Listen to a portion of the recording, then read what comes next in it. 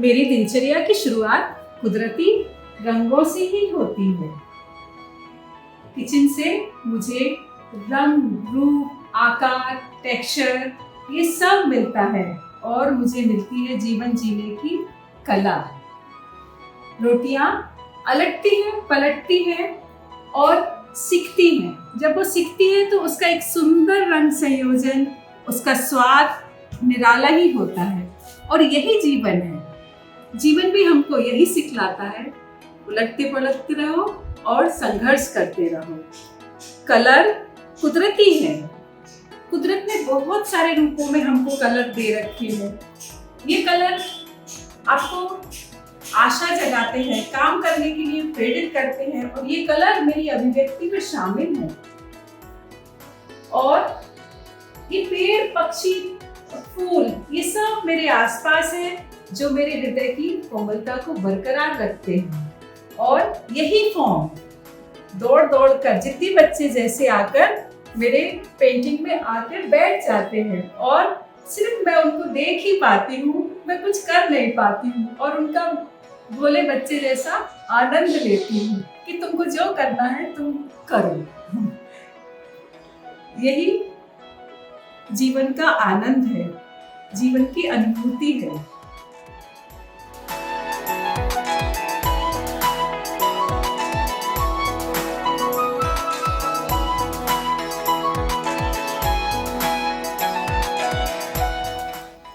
Texture मेरे कामों में प्रमुखता से आता है।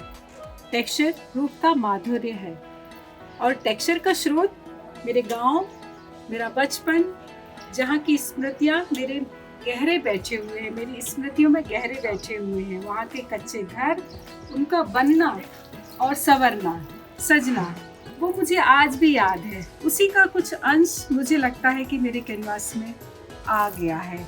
और ये जो टेक्सचर है वो मेरे कैनवास को एक शब्द प्रदान करते हैं, भाषा प्रदान करते हैं। और टेक्सचर से मेरे कैनवास में, मेरी पेंटिंग में एक नाटकीयता आती है।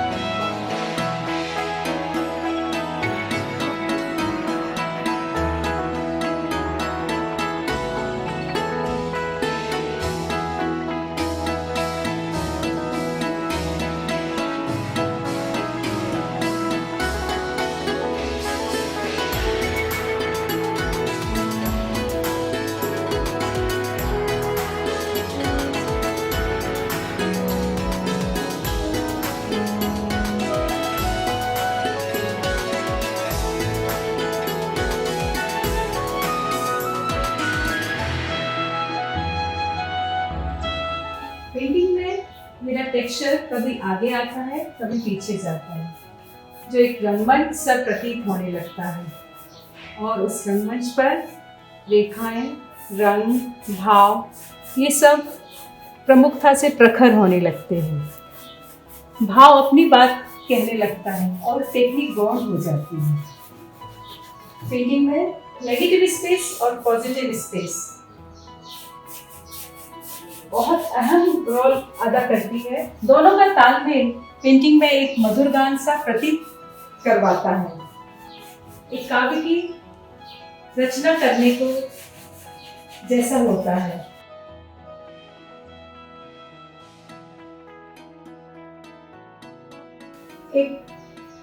ये सब होने के बाद, रंग रेखाएं रूप आने के बाद पेंटिंग में जैसे नगर बस गया हो। एक यात्रा मैं साझा करना चाहती हूँ कि जब मैं कश्मीर जा रही थी तो जब मेरी फ्लाइट कश्मीर की वादियों के ऊपर से जा रही थी, तो मैंने नीचे देखा तो मुझे लगा अरे मैं अपनी पेंटिंग के ऊपर से जा रही हूँ। ये अनुभव बेहद रोमांचकारी रहा मेरे जीवन में, मैं कभी नहीं भूल पाती इसको। और मुझे लगा ये तो सब प्रकृति है, मैं भी प्रकृति हूँ, मेरी पेंटिंग भी प्रकृति है और प्रकृति से परे कुछ भी नहीं है।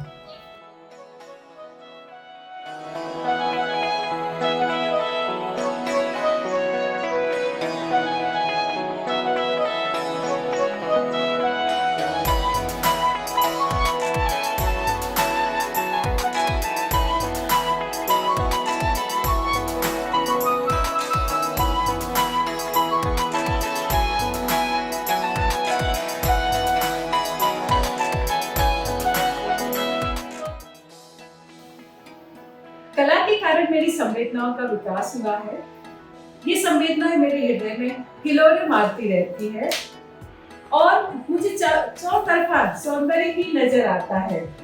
चाहे पेड़, पत्ती, जानवर, खाना बनाना हो, खाना परोसना हो या अपने आप को कैसे संवारना है, मैं हमेशा अपने आप को पूरा कैनवास जैसे तैयार करती हूँ। जैसे कैनवास पे कहाँ कौन सा कलर रखना है, बिल्कुल वैसे ही मैं अपने आप को तैयार करती हूँ। तो मुझे लगता है कि उसमें सौंदर्य बढ़ जाता है, खिल जाता है। और यही सारी चीजें मेरे जीवन में कला के माध्यम से समा गई हैं, जो ऐसे बार बार हर चीज में कला झलकने लगती है, झलकती रहती है।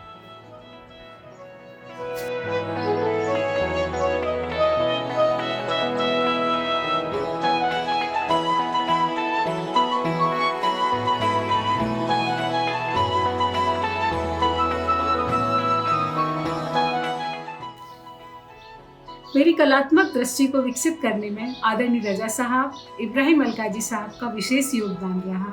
ये दोनों हस्तियाँ विश्व की महान हस्तियों में से हैं जिनका सानिध्य मुझे मिला। उन्होंने मेरे अंदर की प्रतिभा को पहचाना और मुझे काम करने के लिए प्रेरित किया और मुझे यही चीज़ रोज याद दिलाती कि मैं हूँ और मुझे मेरे ही जैसा रहना है। और पेंटिंग जब अमूर्त पेंटिंग बनती है ना, तो पेंटिंग बनने के बाद समझ में आता है कि उसमें क्या है। और मैं पेंटिंग के माध्यम से अपने आप को पहचानती हूँ। अपने आप को खोजने और पाने की जो यात्रा है वो मुझे अपनी पेंटिंग से मिलती है। और इस यात्रा में मुझे बहुत आनंद है, रोमांच है और अध्यात्म है। और यही शायद कला कर्म है जो मुझे आगे आगे काम करने की भूख को बढ़ाते रहता है। और यही सृजन है।